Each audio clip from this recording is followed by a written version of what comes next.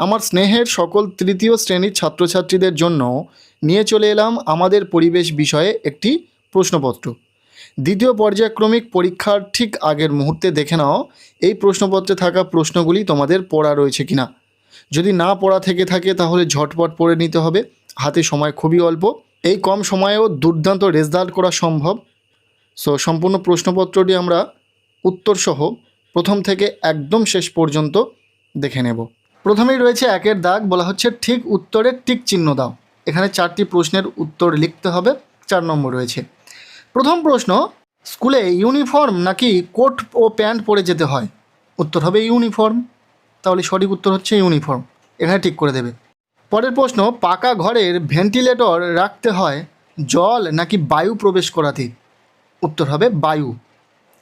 গদ্দাগের প্রশ্ন, খেজুর পাতা নাকি নারকেল পাতা দিয়ে পাটি তৈরি করা হয়? উত্তর হবে খেজুর পাতা। সঠিক উত্তর খেজুর পাতা, এখানে ঠিক করে দেবে। আচ্ছা, এরপর রয়েছে ঘরদাগের প্রশ্ন, বলা হচ্ছে যেখানে বেশি ভূমিকম্প হয় সেখানে পাকা নাকি কাঠের বাড়ির সুবিধা? উত্তর হবে কাঠের বাড়ির সুবিধা বেশি, তাই এখানে ঠিক করে দেবে। কেন কাঠের বাড়ির সুবিধা বেশি ভূমিকম্প প্রবণ এলাকায়, সেটা তোমরা অবশ্যই পড়ে রাখবে, জেনে রাখবে। এছাড়াও বড় প্রশ্ন হিসাবে এই প্রশ্নপত্রে রয়েছে, সেখানে আমরা উত্তর করে দিয়েছি, তোমরা পড়ে নিতে পারবে। দেখে নাও বাকি প্রশ্নগুলো। এরপর রয়েছে 2-এর দাগ, বলা হচ্ছে শূন্যস্থানে বক্সের শব্দ বসাও।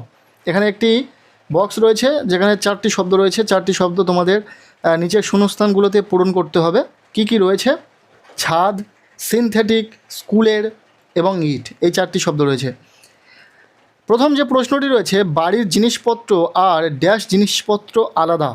উত্তর হবে স্কুলের জিনিসপত্র আলাদা। খদ্দাগের প্রশ্ন, বর্ষাকালে ড্যাশ শাড়ি তাড়াতাড়ি শুকোয়? উত্তর হবে সিনথেটিক শাড়ি। গদ্দাগের প্রশ্ন, গরমের দিনে চড়া রোদ আটকায় কি? এই শব্দ বক্সে রয়েছে ছাদ কথাটি, তাই ছাদ কথাটি এখানে লিখে দেবে। এরপর ঘরদাগে রয়েছে পাকা ঘর বানাতে কি লাগে? ড্যাশ লাগে। উত্তর হবে ইট। এই ইট শব্দটি শব্দ বক্সে রয়েছে। আচ্ছা, এরপর রয়েছে প্রশ্নপত্রের 3-এর দাগ, বলা হচ্ছে বাক্যটি শুদ্ধ হলে পাশে সু এবং মিথ্যা হলে পাশে মি বলে লিখে দেবে। মূলত এইভাবে থাকে না, শুদ্ধ অশুদ্ধ থাকে, সু এবং অ থাকে।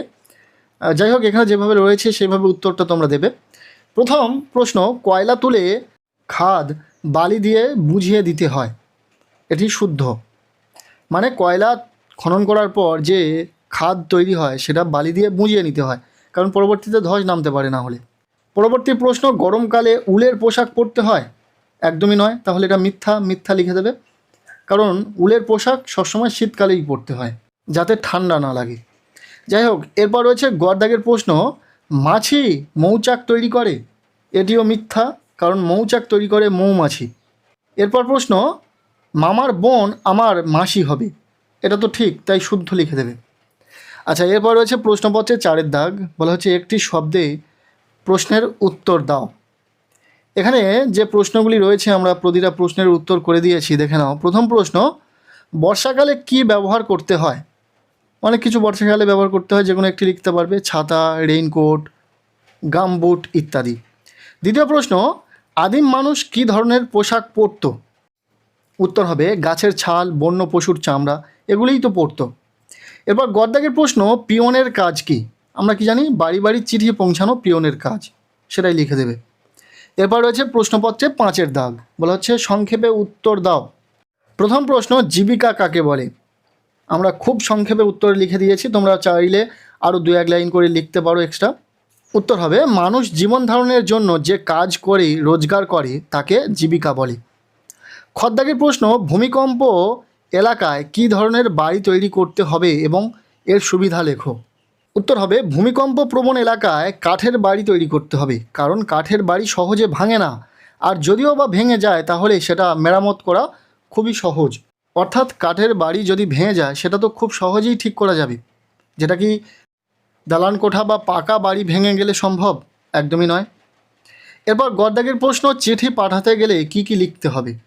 নাম, পিতার নাম, গ্রাম, পোস্ট, পিন ও জেলা, এগুলোই লিখতে হবে, ঠিকানাটা লিখতে হবে। এরপর ঘরদাগের প্রশ্ন, কাঠের কাজ করতে কি কি জিনিস লাগে? উত্তর হবে বাটালি, পেন্সিল, করাত, হাতুড়ি ইত্যাদি।